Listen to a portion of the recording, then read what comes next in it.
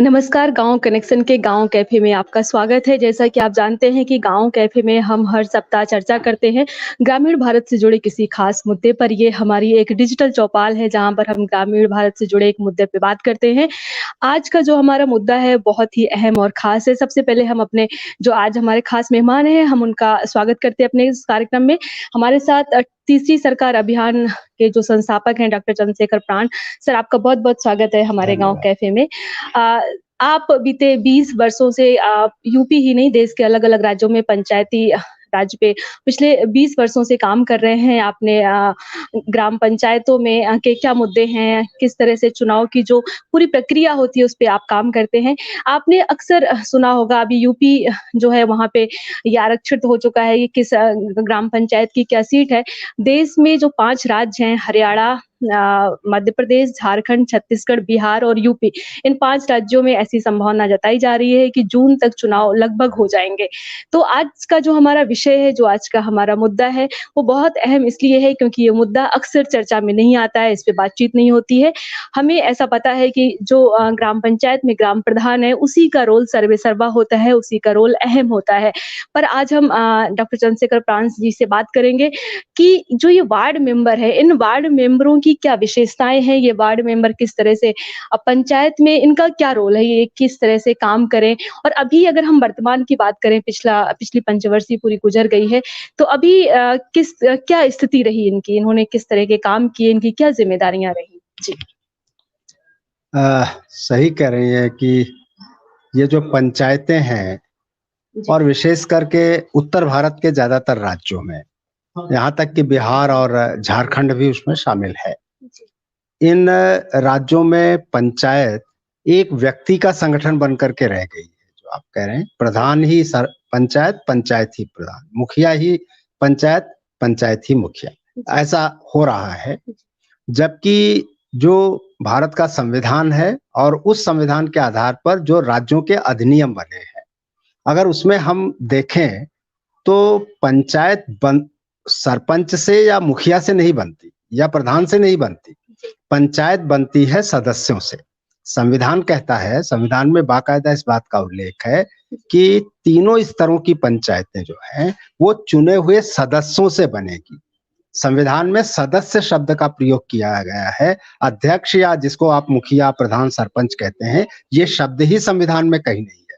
तो पंचायत जो है चुने हुए सदस्यों से बनती है और जब चुने हुए सदस्यों से पंचायत बनती है तो स्वाभाविक रूप से सदस्य जो है वो पूरी पंचायत का रीढ़ है, वही मुख्य है पंचायत का।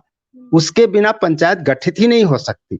यहाँ तक कि ज्यादातर राज्यों के अधिनियम में, सभी राज्यों के लगभग अधिनियम में ये प्रावधान है कि अगर 2/3 सदस्य नहीं चुने जाते, मान लीजिए एक पंचायत है, उस पंचायत में कुल 12 सदस्य होने हैं, तो अगर 12 सदस्यों में 8 सदस्य नहीं चुने जाते तो उस पंचायत का नोटिफिकेशन नहीं होगा, अर्थात पंचायत का गठन नहीं हो सकता। तभी गठन होगा जब 2/3 सदस्य चुने जाएंगे। तो भले प्रधान चुन लिया जाए, मुखिया चुन लिया जाए, इसके अलावा आप जो ब्लॉक पंचायत और जिला पंचायत है, वहां तो अध्यक्ष, जब ब्लॉक पंचायत, जिला पंचायत का गठन हो जाता है, उसके बाद अध्यक्ष का चुनाव होता है। अर्थात सदस्यों से पंचायत बन जाती है, फिर वो अपने बीच में अध्यक्ष और उपाध्यक्ष का चुनाव करती है। तो जो मेंबर है, जो सदस्य है, वो सबसे इम्पोर्टेंट है, पंचायत उससे बनती है। सर, अगर हम बीते साल जो बीती पंचवर्षीय अगर हम उन पे नज़र डालें तो लाखों ऐसे पद रहे जो वार्ड मेंबर के खाली रहे, उसकी क्या वजह लगती है? क्यों ये पद खाली रहे और किस तरह से? क्योंकि जो हमारा कानून कहता है पंचायती राज का, वो यही कहता है कि बिना वार्ड मेंबर के कार्य योजना के कोई भी कार्य संपन्न नहीं होगा। तो फिर किस तरह से ये पूरी कार्य व्यवस्था चली और जो ये लाखों पद खाली रहे, इसकी क्या वजह रही? ये जो लाखों पद खाली रहे, जैसे अगर हम उत्तर प्रदेश का एक राज्य का उदाहरण लें, उत्तर प्रदेश में 2015 के चुनाव में 7,40,000 के आसपास वार्ड मेंबर के पद थे। उस 7,40,000 में लगभग 3,25,000 पदों पर निर्विरोध हो गया, वहां चुनाव ही नहीं हुआ, एक ही व्यक्ति खड़ा हुआ और वो चुन लिया गया। अब उसका क्या मायने हो सकता है, आप समझ ही रहे हैं, सभी लोग समझ रहे हैं। दूसरा, 1,35,000 पदों पर कोई कैंडिडेट ही नहीं मिला, खाली चले गए पद, जिसकी वजह से 13,000 ग्राम पंचायतें लगभग उनका नोटिफिकेशन नहीं हो पाया था। इसकी वजह जो सबसे बड़ी है वो ये है कि जो अब तक का जो पिछले 25 सालों का जो इतिहास है पंचायतों का, उसमें यह है कि पूरी की पूरी पंचायत वो प्रधान केंद्रित हो गई है, मुखिया केंद्रित हो गई है, सरपंच केंद्रित हो गई है। तो वार्ड मेंबर जो है उसकी कोई भूमिका ही वहां नहीं दिखाई पड़ रही है, और जो पिछला इतिहास होता है उसके आधार पर लोग समझते हैं ये पद बिल्कुल महत्वहीन हो गया है। जो है उसका भी कोई वजह यह है कि एक वार्ड मेंबर का क्या दायित्व है, क्या अधिकार है, इसके बारे में किसी कोई संज्ञान में नहीं। प्रधान को अपने ही अधिकार और दायित्व के बारे में नहीं पता है, तो वार्ड मेंबर के अधिकार दायित्व क्यों?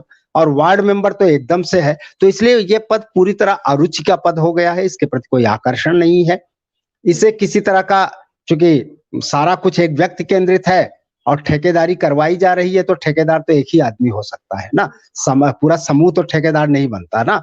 तो उस शासन की अपनी गतिविधियों में ऊपर के राज्य सरकार के लिए भी ज्यादा सुविधाजनक हो जाता है, तो उसके लिए जानकारी नहीं है, लोगों का प्रोत्साहन उस तरह से नहीं है, उस तरह से कोई ओरिएंटेशन नहीं है, वार्ड मेंबर का कभी कोई प्रशिक्षण नहीं होता। बहुत कम राज्यों में देखने को मिला है कि वार्ड मेंबर के प्रशिक्षण की कोई व्यवस्था की जा रही हो, वरना ठीक से ग्राम प्रधानों की ही प्रशिक्षण नहीं हो पा रहे हैं, तो ward member 7.5 lakh ward member को ट्रेंड करना तो और टीढ़ी खीर है। तो ये जो गैप है, जानकारी का बहुत बड़े पैमाने पर अभाव, कोई अवेयरनेस नहीं, कोई उनकी सीधे प्रत्यक्ष भागीदारी नहीं ली जा रही है, उसकी वजह से ये पद खाली जा रहे हैं। तो जो दर्शक हमारे अभी जुड़े हैं उनको हम बताना चाहते हैं कि आप गाँव कनेक्शन का विशेष शो गाँव कैफे देख रहे हैं। जैसा कि आप जानते हैं कि गाँव कैफे में हम हर सप्ताह ग्रामीण भारत से जुड़े किसी एक मुद्दे पे बात करते हैं, हम समसामयिक मुद्दे पे बात करते हैं।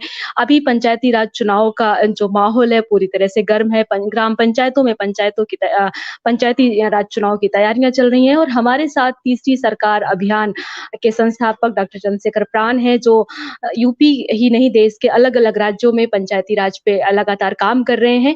सर, थोड़ा-सा अगर आप हमें बता पाएँ कि आपका भी किस तरह का काम चल रहा है पंचायती राज में देश के अलग-अलग राज्यों में? या इस समय मुख्य रूप से हम पंचायत चुनाव को केंद्रित करके काम कर रहे हैं। बाकी तो इसके पहले जो पिछले कई वर्षों से तीसरी सरकार अभियान चल रहा है, वो पंचायतों के संस्थागत विकास के लिए चल रहा है। संस्थागत विकास जब हम कहते हैं तो स्वाभाविक है, संस्था तो सदस्यों से बनती है, संस्था किसी एक व्यक्ति से बनती नहीं। तो उसमें वार्ड सदस्य का सबसे ज्यादा फोकस है कि पंचायत सिर्फ सरपंच की ना हो, प्रधान की ना हो, बल्कि पंचायत सारे सदस्यों को मिलकर के हो। हम लोग अपने अभियान में ये कहते हैं, जो संविधान के प्रावधान है बताते हैं कि ये जो ग्राम सभा है, जो चुने हुए सदस्यों से नहीं बल्कि गांव के वयस्क नागरिकों से बनती है, जो मतदाता होते हैं। उसका भूमिका विधायिका की है, निर्णय लेने का सारा अधिकार उसके पास है। ग्राम पंचायत एक तरह से मंत्रिमंडल है, कार्यपालिका है। तो ये जो कार्यपालिका और ग्राम सभा, मतलब ग्राम पंचायत और ग्राम सभा दोनों दो संस्थाएं हैं, विधायिका और कार्यपालिका के रूप में। इनका संस्थागत विकास हो, इनके सदस्यों का विकास हो, तभी तो संस्थागत विकास होगा, एक चीज। दूसरी ये है कि ग्राम पंचायत की बहुत सारी कमेटियां होती हैं, जिनको आप मंत्रालय कह सकते हैं, जो 29 सब्जेक्ट हैं, 29 विषय हैं। अगर हम उत्तर प्रदेश का उदाहरण लें तो उत्तर प्रदेश में ये 29 सब्जेक्ट या 29 विषय जो हैं वो 6 कमेटियों में बांटे गए हैं, और ये जो 6 कमेटियां होती हैं ये वार्ड मेंबरों से बनती हैं, जो वार्ड मेंबर चुने जाते हैं। एक एक कमेटी में 6 वार्ड मेंबर होने हैं, 6 सदस्य होने हैं। तो एक सदस्य कम से कम 3 कमेटियों का मेंबर होता है, 3 कमेटियों का। और मेंबर ही नहीं होता, बल्कि यहां तक होता है कि 2 कमेटी का जो सभापति है वो ग्राम प्रधान होता है, लेकिन बाकी 4 कमेटियों का जो सभापति होता है वार्ड मेंबर होता है। वो जिनका वार्ड मेंबर सभापति होता है, उसमें ग्राम प्रधान सदस्य भी नहीं होता, ग्राम प्रधान सदस्य नहीं हो सकता उसमें। तो ये जो 4 कमेटियों का सभापति वार्ड मेंबर होता है, उसमें एक बहुत इंपॉर्टेंट कमेटी है, उसको कहते हैं निर्माण समिति। अर्थात गांव में जितने तरह के निर्माण कार्य होंगे, चाहे एमजी नरेगा का काम हो या स्वच्छ भारत मिशन का हो, नाली हो, खड़ंजा हो, जो भी काम होने हैं वो निर्माण समिति कराएगी। पीडब्ल्यूडी मिनिस्ट्री है एक तरह से। तो निर्माण समिति का सभापति कोई वार्ड मेंबर होता है और ग्राम प्रधान तो उसका सदस्य भी नहीं होता निर्माण समिति का।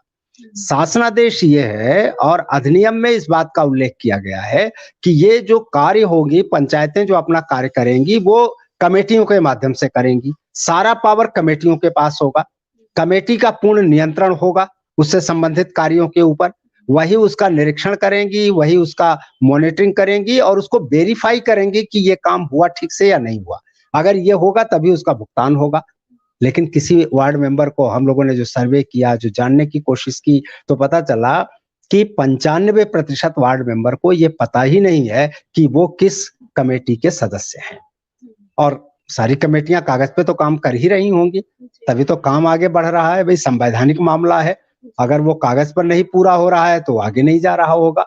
तो ये स्थिति है। इसीलिए इस चुनाव में हम लोग सबसे ज्यादा फोकस कर रहे हैं वार्ड मेंबर को अच्छे लोग वार्ड मेंबर के रूप में निकल करके बाहर आए, कैसे अच्छे लोगों को चिन्हित किया जाए, उन्हें प्रोत्साहित किया जाए, बिना कोई पक्ष विपक्ष बने। हम लोग चुनाव के प्रक्रिया में कोई हस्तक्षेप नहीं करना चाहते, लेकिन अच्छे लोगों को प्रोत्साहित करना चाहते। एक काम ये, दूसरा ग्राम सभा जो सबसे महत्वपूर्ण है और ग्राम सभा के सदस्य की हैसियत से इस पंचायत चुनाव में वो मंत्रिमंडल बनाता है। ग्राम सभा सदस्य जो मतदाता होता है, तो ग्राम सभा के गौरव को स्थापित कर सकें, बता सकें कि गांव सभा कितनी गौरवपूर्ण है, कितनी महत्वपूर्ण है। ये तीसरा जो इसमें मुद्दा हम लोग उठा रहे हैं वो ये है कि अगर ग्राम सभा जो विधायिका है अपना मंत्रिमंडल बना रही है, तो मंत्रिमंडल के प्रधानमंत्री को और उसके दूसरे मंत्रियों को कम से कम उनको 5 साल का एक एजेंडा तो दे। वो बताए कि मैं इसी बात के लिए आपको नियुक्त कर रही हूँ, आपको चुना जा रहा है कि आगे आने वाले 5 सालों में आप इन कामों को पूरा करेंगे। तो एक ग्राम घोषणा पत्र बनाने की भी कोशिश गांव वालों को बताई जा रही कि वो कोशिश करें, बनाए, जैसा भी बनाए। यहाँ सबसे महत्वपूर्ण है कि गांव में जो प्रोसेस रुक गया है, सोचने का, विचार करने का, संवाद का, प्लानिंग का, अपने अधिकारों को समझने का, अपनी जिम्मेदारी, अपने दायित्व और अपने मालिकाने को समझने का, अपने स्वामित्व के भाव को फिर से पैदा कर, तो उसकी प्रक्रिया शुरू हो जाए, प्रोसेस शुरू हो जाए। रिजल्ट क्या बनेगा, अभी बहुत अच्छा घोषणा पत्र बनता है या नहीं बनता, बहुत अच्छा व्यक्ति अभी पूरी तरह से समझदार चुन जाता है, सवाल ये नहीं है। सवाल है वो प्रक्रिया का शुरू हो जाना। अगर प्रक्रिया शुरू हो गई, प्रोसेस स्टार्ट हो गया, तो देर सवेर एक बेहतर ग्राम पंचायतें चुनी जा सकेंगी, बनाई जा सकेंगी और उससे गांव की तस्वीर फिर बदलेगी। सर, जैसा कि आपने हमारे दर्शकों को बताया कि जो ग्राम पंचायत में वार्ड मेंबर जो होते हैं, उनकी एक अहम भूमिका होती है। जैसा आपने बताया कि सबसे जो महत्वपूर्ण हमारे पंचायत में काम होता है, वो निर्माण का काम होता है और उसमें वार्ड मेंबर ही का जो पूरा ज़िम्मेदारी है, वार्ड मेंबर के पास होती है। अगर हम आपसे जानना चाहें कि वार्ड मेंबर के वो कौन से 3 प्रमुख कार्य हैं, जो नहीं पता होते या पता होने चाहिए, वो कौन से ज़रूरी काम हैं? वार्ड मेंबर की आप सही कह रहे हैं, 3 महत्वपूर्ण भूमिकाएं हैं। पहली भूमिका है उसका, वो वार्ड सभा का जो वार्ड सदस्य बनता है, वो वार्ड सदस्य के रूप में उसकी पहली भूमिका है। और वार्ड सदस्य के रूप में उसकी भूमिका जननेता की भूमिका है। क्योंकि आप देखिए कि संवैधानिक तरीके से वार्ड का मेंबर बनना सबसे छोटी इकाई है ना, उससे छोटी इकाई तो चुनाव की कोई नहीं है ना, वार्ड मेंबर से छोटी। और वही जमीनी स्तर का पहला नेता है, जिसको कहिए कि ग्रास रूट लेवल लीडरशिप और संवैधानिक लीडरशिप, संवैधानिक नेतृत्व, तो वार्ड सदस्य है। तो एक जन नेता के रूप में, संवैधानिक जन नेता के रूप में वार्ड मेंबर की पहली भूमिका है। उसी के साथ वो वार्ड का सदस्य है। वार्ड का सदस्य की हैसियत से देश के बहुत सारे राज्यों में वार्ड सभाओं का प्रावधान किया गया है, चाहे वो जम्मू कश्मीर हो, राजस्थान हो, हरियाणा हो, केरल हो, आपका झारखंड हो, पश्चिम बंगाल हो, इन सारे राज्यों में वार्ड सभाओं का प्रावधान है। और पश्चिम बंगाल जैसे राज्य तो उसे ग्राम संसद कहते हैं, वहां वार्ड सभा को ग्राम संसद कहा जाता है। तो वहां पर वार्ड सभा के प्रावधान है। वार्ड सभा के बाकायदा अधिनियम में है कि उसकी भी 4 बैठकें होंगी, उसका ये कोरम होगा, सारे प्रस्ताव पहले वार्ड सभा में पास होंगे, फिर उसके बाद ग्राम सभा में जाएंगे। तो वार्ड सभा का नेता और सदस्य होने के नाते वो वार्ड सभा का अध्यक्ष होता है। तो एक भूमिका उसकी ये है जो सबसे महत्वपूर्ण भूमिका है। दूसरी भूमिका उसको ग्राम पंचायत के सदस्य की भूमिका है।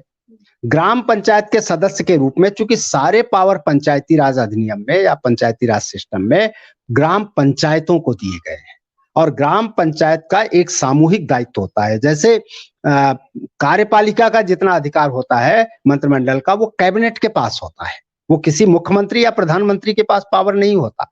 इसलिए अगर उसके पास पावर होता, बिना कैबिनेट बुलाए वो निर्णय ले लेता, हर हफ्ते कैबिनेट करनी पड़ती है उसकी। ठीक इसी तरह हर महीने ग्राम पंचायत की मीटिंग करनी है गांव के स्तर पर, और ग्राम पंचायत ही जो निर्णय लेगी वही अंतिम निर्णय होता है। ग्राम पंचायत मीन्स वार्ड सदस्य, तो ग्राम पंचायत के सदस्य के नाते उसकी जिम्मेदारी और उसका अधिकार बहुत बड़ा हो जाता है। तीसरा, कि जैसा मैंने कहा कि वो कमेटियों का सदस्य या सभापति होता है। कमेटियां इम्प्लीमेंटेशन की, क्रियान्वयन की संस्था के रूप में है, और सारा पावर क्रियान्वयन का उनके पास बांटा गया है। वो किसी का सभापति होता है और किसी का वो सदस्य होता है, और बड़ी छोटी 6 लोगों की टीम होती है, तो स्वाभाविक रूप से वहां की जिम्मेदारी सबसे महत्व है। और यही सब कारण है कि वार्ड सदस्य को भी लोक सेवक का दर्जा दिया गया है। ये इंडियन पेनल कोड की एक धारा है, धारा 20, जिसके अंतर्गत जो भारतीय दंड संहिता की लोक सेवक होता है। लोक सेवक उसको कहते हैं जो शासन संचालन में, शासन के संचालन में महत्वपूर्ण भूमिका निभाता है, जो निर्णय की प्रक्रिया में महत्वपूर्ण होता है, उसी को लोक सेवक का दर्जा मिलता है। राज्य व्यवस्था में जो महत्वपूर्ण भूमिका निभाता है उसके संचालन में, तो ग्राम पंचायत सदस्य भी लोक सेवक का दर्जा उसे प्राप्त है। तो बहुत सारा, इसलिए ये ग्राम पंचायत सदस्य ही वास्तव में असली ग्राम पंचायत है। जैसे हर मतदाता जो है असली ग्राम सभा है, विधायिका है, और ये जिस दिन समझ में आ जाएगा और उसमें उसकी समझ बढ़ जाए, उसके प्रति उसकी अभिरुचि बढ़ जाए और उसकी भूमिका उसमें सक्रिय रूप से होने लगे, तो सच्चा पंचायती राज लागू हो जाएगा। अन्यथा तो जैसा चल रहा है आप देख ही रहे हो। सर, जैसा कि आपने हमारे दर्शकों को बताया कि जो हमारा वार्ड मेंबर है वो एक लोक सेवक की तरह है पंचायत में। इतना महत्वपूर्ण पद है, इतनी महत्वपूर्ण ज़िम्मेदारियाँ हैं, इतने सारे अधिकार हैं वार्ड मेंबर के पास।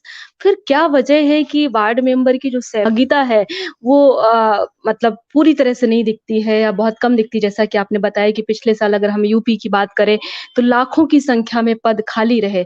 तो क्या वजह है, ये पद क्यों खाली रह रहे हैं? लोग क्यों इसमें खड़े नहीं हो रहे हैं? क्या इसका कारण लगता है आपको? इसके 2 कारण हैं। देखिए, 2 तरह के पंचायती राज व्यवस्था का 2 रूप है पूरे देश में। कहीं-कहीं ऐसा है, जैसे आप पश्चिम बंगाल ले लीजिए, मैं उदाहरण के रूप में कह रहा हूं। पश्चिम बंगाल में पहले वार्ड मेंबर चुना जाता है। जब वार्ड मेंबर चुन लिए जाते हैं तो वो अपना अध्यक्ष चुनते हैं, तो स्वाभाविक है वहां वार्ड मेंबर का महत्व अपने आप सिद्ध हो जाता है, क्योंकि वो मूल वो है और वो अध्यक्ष चुन रहा है। जिन राज्यों में अध्यक्ष भी सीधे चुना जाता है और वार्ड मेंबर भी सीधे चुना जाता है, वहां पर वार्ड मेंबर की स्थिति दोयम दर्जे की हो गई है। इसलिए हो गई है कि सारा फोकस एक व्यक्ति केंद्रित, या जिसको हम कहते हैं ना हीरोशिप का जैसा, और एक माइंडसेट प्रशासन, सरकार के स्तर से भी और जनता के स्तर से बन गया है कि प्रधान डायरेक्ट चुना जा रहा है तो सर्वोच्च है, ठीक है। और वो किसी ने पढ़ा नहीं एक्ट, जाना नहीं उसमें, तो उसी को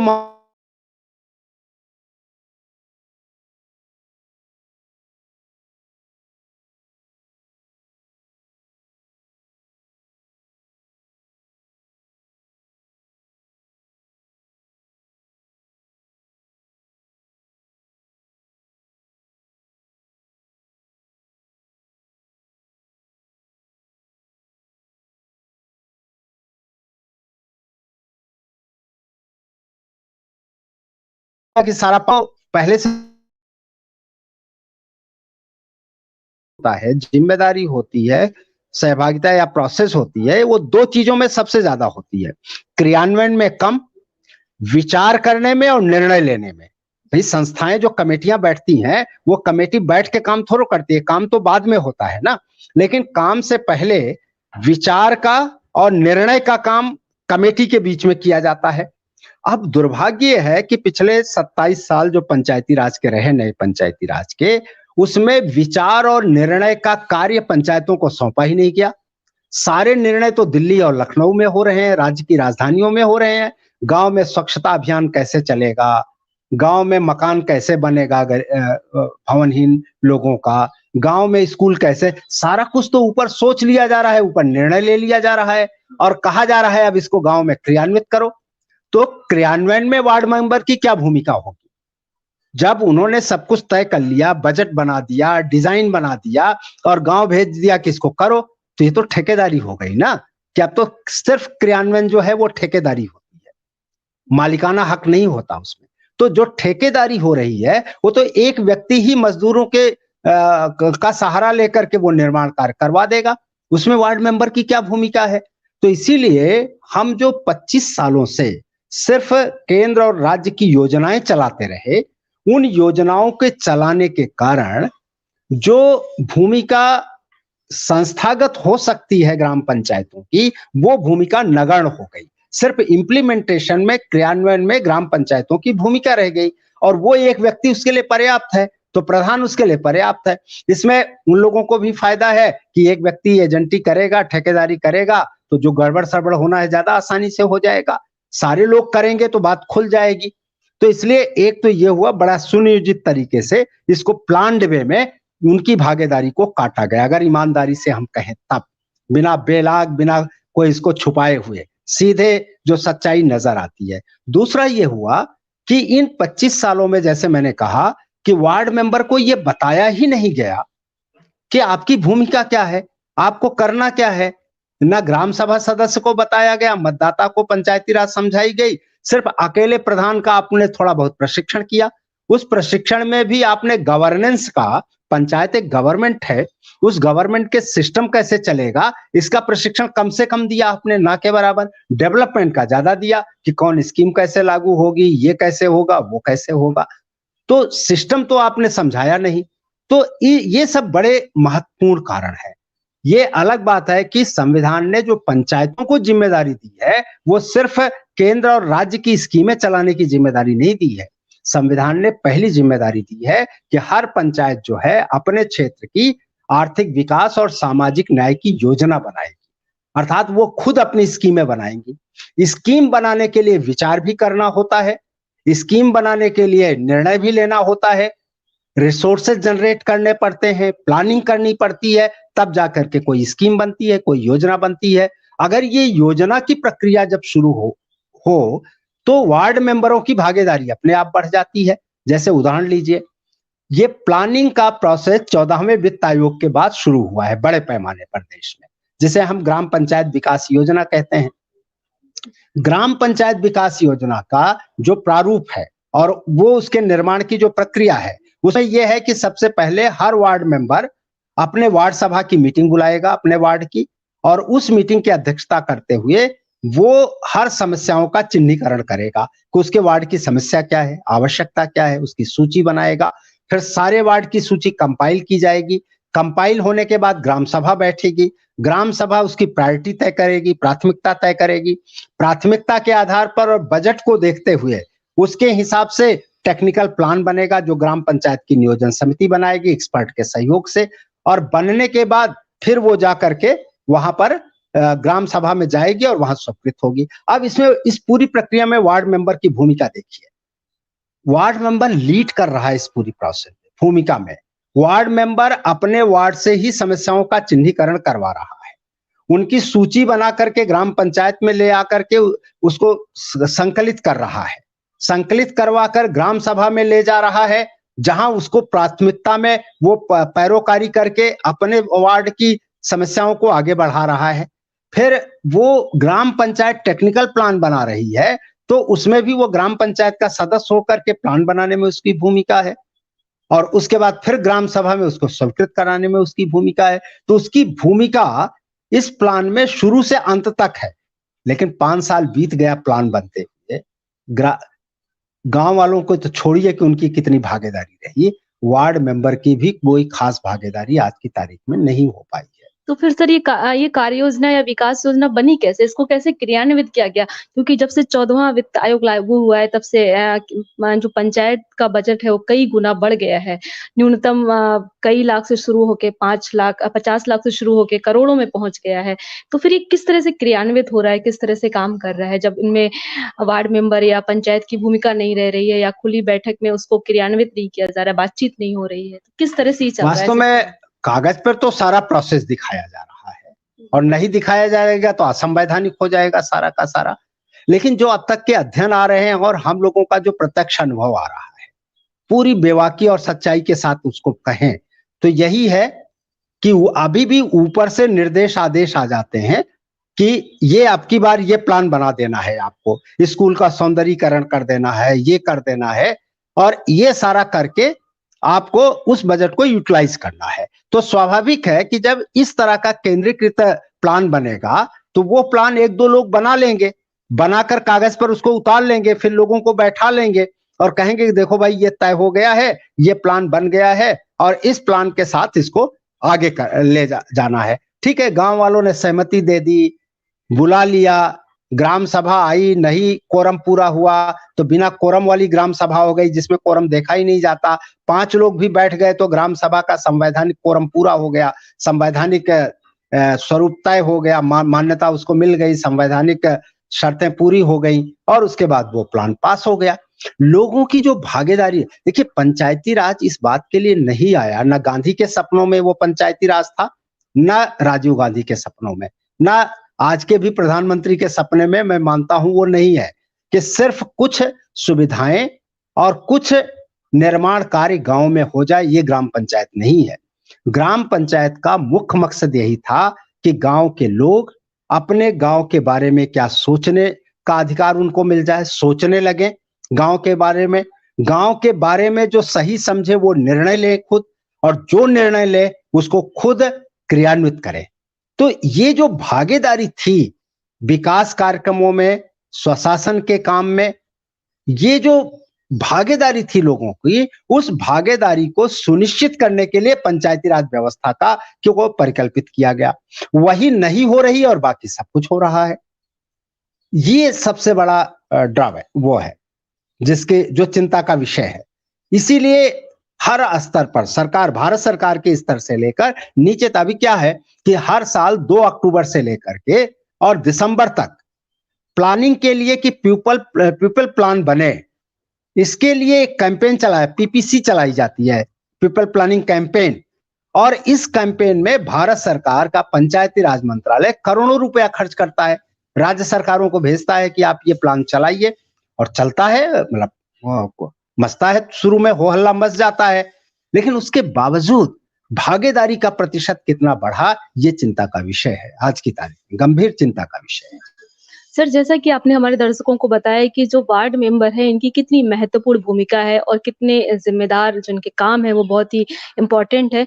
अगर पंचायत में या जो हमारी ग्राम पंचायत अगर उसमें वार्ड मेंबर की सहभागिता नहीं रहती है, तो उसका खामियाज़ा ग्राम पंचायतों को किस रूप में भुगतना पड़ता है? क्या उसका खामियाज़ा भुगत रही हैं पंचायतें? पंचायतें ये भुगत रही हैं, पहली चीज कि धन का सदुपयोग नहीं हो पा रहा है, ठीक है, ठीक से गांव के आवश्यकता के अनुसार प्लान नहीं बन पा रहा है, एक चीज तो ये हो रहा है। अब आप, ये बहुत अच्छी बात है कि उत्तर प्रदेश के सारे विद्यालय बड़े खूबसूरत बन गए हैं और कुछ ने तो बिल्कुल संगमरमर लग गया है, सारे टाइल्स लग गई हैं स्कूलों में। आप जा देखिए तो पीओपी, सारे क्लासरूम में पीओपी हो गई है, खूब बढ़िया बढ़िया पंखे, खूब कलरफुल, सब कुछ हो गया है, ठीक है, लाखों रुपया खर्च किया गया है। अगर इस पैसे को गांव के विवेक पर छोड़ा जाता, गांव की पहली नीड क्या है, विद्यालय में टाइल्स लगाना पहली नीड है या पहली नीड है कि इस गांव के लोगों को रोजगार कैसे मिले, गांव की गरीबी और भुखमरी कम कैसे की जा सके, गांव में शुद्ध जल कैसे मिले। शायद गांव वाले को अगर सोचने का मौका दिया जाता, महिलाओं को दिया जाता, तो ये मान करके चलिए वो पानी की समस्या, स्वच्छता की समस्या, रोजगार की और आर्थिक विकास की चीजें सबसे पहले रखती। लेकिन 20 लाख रुपया, उससे भी ज्यादा लाखों रुपया खर्च कर दिया गया। वो विद्यालय को सुंदर बनाने में खर्च कर दिया गया। उसमें पढ़ाई कैसी हो रही हो तो भगवान जाने कैसी हो रही है। कैसे विद्यालय में पूरा साल भर तो विद्यालय चले ही नहीं, उसी साल सुंदर बनाया गया। मार्च और फरवरी और एक साल तो वैसे ही चले गए हैं, पता नहीं उसमें क्या क्या उखड़ गया है, क्या रह गया है। तो पहली चीज कि पैसे का सदुपयोग नहीं हो रहा है पार्टिसिपेशन के कारण। दूसरा ये हो रहा है कि सदुपयोग नहीं हो रहा है तो जो स्कीमें भी गलत ढंग से आ रही हैं उनका भी गलत ढंग से क्रियान्वयन। अब जल नल योजना है, जाके गांव में आप देखिए तो जिस तरह से गांव की सड़कें जो कुछ दिन पहले ठीक ठाक बनाई गई थी उनको तोड़ करके नालियां बिछाने का, पाइप बिछाने का काम और इतने जिसको कहते हैं अनप्लान्ड वे में हो रहा है गांव के अंदर, अनप्लान्ड वे में कि जगह जगह पानी इकट्ठा हो रहा है, जगह जगह पूरे सड़कें खराब हो रही हैं, गांव जीवन एकदम से जैसे कहते हैं नरक बनता जा रहा है। ये किसी की अगर एक बार गांव के विवेक पर, गांव के लोगों के उस पर छोड़ा जाए और उनको अधिक से अधिक इस प्रोसेस में इन्वॉल्व किया जाए तो मेरा पूरा यकीन है, मेरा ही नहीं, ये यकीन तो गांधी से लेकर के सारे लोगों का यही यकीन रहा है कि ये जिस दिन दिया जाएगा उसी दिन गांव बेहतर बन जाएगा, गांव स्वर्ग बन जाएगा। गांव में तभी ग्राम स्वराज्य की बात की जाती है। तो सर आपने एक महत्वपूर्ण जानकारी दी है हमारे दर्शकों को, और बहुत सारे दर्शक अभी ऐसे हैं जिनको नहीं पता होगा कि जो वार्ड मेंबर का जो चुनाव होता है उसकी वो किस तरह से खड़े हों, किस तरह से उनकी भागीदारी हो, अगर जो खड़े होना चाहते हैं वो क्या करें? अगर जिनको लगता है कि अभी तक हम कभी खड़े नहीं हुए, हमारे यहाँ वार्ड मेंबर का इस तरह से कुछ प्रक्रिया नहीं होती, वो किस तरह से खड़े हों, किस तरह का? वास्तव में उनको थोड़ा सा पंचायती राज सिस्टम के बारे में तो जानना पड़ेगा, ठीक है। और हम लोग तो इसी क्रम में लगे हैं पूरे 5 राज्यों में, जो तीसरी सरकार अभियान का जागरूकता कार्यक्रम चल रहा है उसमें पूरी कोशिश कर रहे हैं कि जगह जगह इन सारी चीजों को पहुंचाया जा सके। तो उसके अलावा भी किसी भी समझदार आदमी से पूछेंगे और कम से कम वार्ड मेंबर इतना तो हो जो कि थोड़ा अखबार पढ़ लेता हो और ये सब करता है, तो अखबारों में सारी चीजें आ रही हैं कि कैसे वार्ड मेंबर के लिए कितनी फीस होगी, वार्ड मेंबर का कैसे पर्चा दाखिल होगा। तो ये कोई बहुत सरल है सारा तरीका, बहुत ज्यादा पैसा नहीं लगना है। 100 रुपए के आसपास उसको पैसा जमा करना है, 100 या 150 रुपए आपकी बार कर दिया गया है। उसको जहां दाखिल पर्चा जमा होता है, उस पर्चा जहां जमा हो रहा है वहां जाने पर उसको पर्चा मिल जाएगा, जाके वो अपना नामांकन वहां दाखिल करे। और वार्ड ज्यादा बड़ा नहीं होता, कुल अभी तो तय कर दिया कि वार्ड मेंबर इतना पैसा खर्च कर सकता है। वार्ड मेंबर को तो आप देखिए उत्तर प्रदेश में एक वार्ड जो है वो 30 घरों के आसपास, 30 परिवारों के बीच में एक वार्ड बनता है, ठीक है। अगर 30 परिवारों में और आपको अपने ही मोहल्ले में अपना प्रचार करना है, जहां आप 24 घंटे जिनके सामने हैं वहां पर आपको रुपया खर्च करना पड़े, इसके मतलब कहीं ना कुछ गड़बड़ है, ठीक है। आप में गड़बड़ है या व्यवस्था में गड़बड़ है, दो में एक जगह गड़बड़ है। अन्यथा तो आप को हर आदमी जानता है आप कैसे आदमी हो, और आपको एक बार बस बता देना है कि मैं भी खड़ा हूं भैया, मेरा भी नाम है उसमें, तो ऑटोमेटिक लोग उस तरफ एक अच्छे आदमी को हर आदमी चुनना चाहता है, ठीक है। ऐसा नहीं है, कोई गलत प्रत्याशी नहीं ढूंढ रहा है। जब उसे अच्छा प्रत्याशी नहीं मिलता तभी मैं लोगों को बताता हूं कि नेता में 3 विशेषता होती है। एक तो नेता को समझदार होता है, दूसरा ईमानदार होना चाहिए और तीसरा सक्रिय होना चाहिए। अर्थात सक्रियता का मतलब दुख सुख में भागीदार होना चाहिए। जब उसको 2 लोग ऐसे मिल जाते हैं, पहले तो एक ही मिला, जो जनता चुनती है अपना नेता वो सक्रियता को पहले पकड़ती है कि कौन उसके दुख सुख में खड़ा रहा, किसने उसका दुख दर्द सुना है और देखा है। तो वो दुख दर्द देखने वाले को वो कैसा है, बिना पढ़ा लिखा है, ईमानदार गैर ईमानदार है, लेकिन वो सक्रिय है तो जनता उसको पहले चुन लेती है। लेकिन 2 सक्रिय लोग जब मिल जाते हैं ना उसको, तब देखती है कि इसमें ईमानदार कौन है। कौन ईमानदारी मतलब जो कहेगा उसको करेगा, फिर वो टेस्ट लेती है। तो उन दोनों में जब देखती है कि अच्छा ये जो कहेगा करेगा, तो उसको चुन लेती है। अगर 2 ऐसे मिल गए तब देखती है कि इसमें समझदार कौन है, ज्ञानी कौन है, दुनिया को कौन ज्यादा जानता है, तब वो जाके तीसरे लेवल पर उसका चुनाव करती है। हो क्या रहा है कि जितने भी मिल रहे हैं या तो सक्रिय ने, बड़े ईमानदार और समझदार हैं तो सक्रिय नहीं है, तो जनता का उससे कोई लेना देना नहीं है उस मतदाता का। और जो ईमानदार और समझदार नहीं हो सबसे ज्यादा सक्रिय है। जरा भी संकट आया, अच्छा सक्रियता के कई रूप हैं भैया। ये हुआ कि आपको संकट आया तो 1000 रुपया लेके आपके पास पहुंच गया, आपके दुख में उसने सहयोग कर दिया। ये भी तो एक सक्रियता है ना, कि आपके संकट के समय में कोई आपके बगल खड़ा हो गया है, कहीं आपको जरूरत पड़ी तो आपके बगल खड़ा है। तो ये जो है ना, अगर 2 अच्छे लोग मिल जाएंगे, 2 ईमानदार लोग मिल जाएंगे, और तब वो समझदार, ईमानदार इन सबको देखेगी जनता। आज की तारीख में यही है, इसीलिए अच्छे लोग नहीं चुने जा पा रहे हैं, क्योंकि उनका कोई रिश्ता, जब चुनाव आता है तो खड़े हो जाते हैं, कहते हैं मैं बड़ा ईमानदार हूं, आके मुझे वोट दे दो। वो कहती है कि 5 साल तो आप दिखाई नहीं पड़े, आज ईमानदारी की ढोल पीट रहे हो, तो ऐसा आदमी फिर 5 साल आप नहीं दिखाई पड़ोगे। यही तो वजह है। सर जैसे अभी चुनाव होने वाला है यूपी में, यूपी से ही शुरुआत होगी पंचायती राज चुनाव की, और अभी आपने इतनी महत्वपूर्ण जानकारी दी हमारे दर्शकों को कि वार्ड मेंबर की कितनी सक्रिय भूमिका होती है, इसके बावजूद ये खड़े नहीं हो पाते हैं। आपको क्या लगता है कि ऐसे क्या प्रयास किए जाएँ जिससे कि वार्ड मेंबर की जो सहभागिता है पंचायत पे वो लगातार बढ़े, लोग चुनावों में आगे आएँ, जिस तरह से प्रधान पद को एक महत्वपूर्ण दर्जा दिया जाता है कि वो प्रॉपर खड़ा होता है, उसी तरह से वार्ड मेंबर खड़ा हो, लोग उसे सपोर्ट करें और 5 साल वो किस तरह से क्रियान्वित होके लगातार काम करे, उसके लिए कुछ अगर महत्वपूर्ण बिंदु हैं, तो आप चलते-चलते हमारे श्रोताओं को या बिल्कुल, देखिए इसके लिए सामाजिक संगठनों को और आप जैसे मीडिया संस्थानों को सबसे पहले आगे आना होगा। ये काम सरकार के बलबूते नहीं होगा, सरकार चुनाव का प्रबंधन कर सकती है, ठीक है? चुनाव आयोग, सरकार तो होती नहीं चुनाव के समय में, चुनाव आयोग ही सरकार होता है, तो चुनाव आयोग उसका प्रबंधन कर सकता है, ठीक है? सरकार का सहयोग सरकारी तंत्र का सहयोग लेकर के, राज्य सरकार के तंत्र का सहयोग लेकर के वो चुनाव का प्रबंधन कर सकता है। लेकिन चुनाव में वार्ड मेंबर कितना इंपॉर्टेंट है, वार्ड मेंबर का पद कितना महत्वपूर्ण है, और ये क्या-क्या उसको दायित्व है, इसीलिए अच्छे लोगों को क्यों वार्ड मेंबर के रूप में गांव में आगे आना चाहिए, ये सारे संदेश, ये जानकारियां सिविल सोसाइटी के लोग और मीडिया संस्थानों को ही प्रचारित करना चाहिए। हम लोग अपनी भूमिका निभा रहे हैं। हमने तो एक बाकायदा इस पर 6 पेज का एक डॉक्यूमेंट तैयार किया है कि वार्ड मेंबर का पंचायती राज व्यवस्था में क्या महत्व है।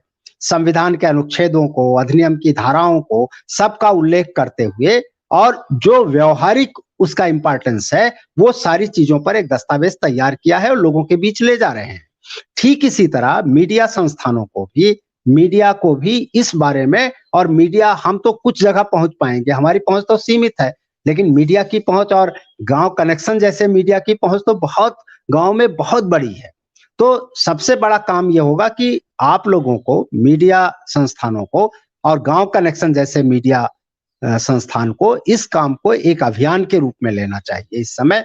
और जब लोगों को यह पता चलेगा, जब मैं ये बातें करता हूं, गांव में जाके बातें करता हूं, हमारे लोग बातें करते हैं, तो पता चलता है, तीसरी सरकार अभियान के कार्यकर्ता जब इस चीज को करते हैं, तो गांव में एक अजीब तरह का उत्साह पैदा होता है, रोमांच आता है लोगों को, और लगता है कि साहब अगर इतना महत्वपूर्ण है। और मैं आपको यकीन दिलाता हूं, अब की बार के चुनाव में वो स्थिति वार्ड मेंबरों की नहीं रहेगी जो 2015 के चुनाव में रही, क्योंकि अब की बार इसी बात पर फोकस किया जा रहा है।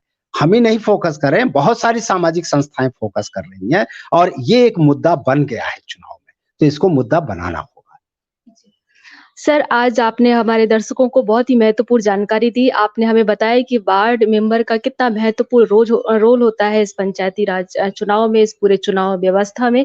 आपका आज हमारे कार्यक्रम गाँव कैफ़े में हिस्सा लेने के आपका बहुत-बहुत शुक्रिया, और हमारी हमेशा कोशिश रहेगी, गाँव कनेक्शन की हमेशा ये कोशिश रहती है कि हम गाँव कैफ़े हर सप्ताह में 2 दिन करते हैं, और हम समसामयिक मुद्दों पे और ग्रामीण भारत से जुड़े मुद्दों पे बात लगातार करते रहते हैं। और हमारा आपसे भी निवेदन रहेगा कि आप अपनी जानकारी हमारे इस प्लेटफ़ॉर्म से ज़रूर पहुँचाएँ। आपका बहुत-बहुत शुक्रिया हमारे कार्यक्रम में। धन्यवाद, धन्यवाद नीतू जी, धन्यवाद।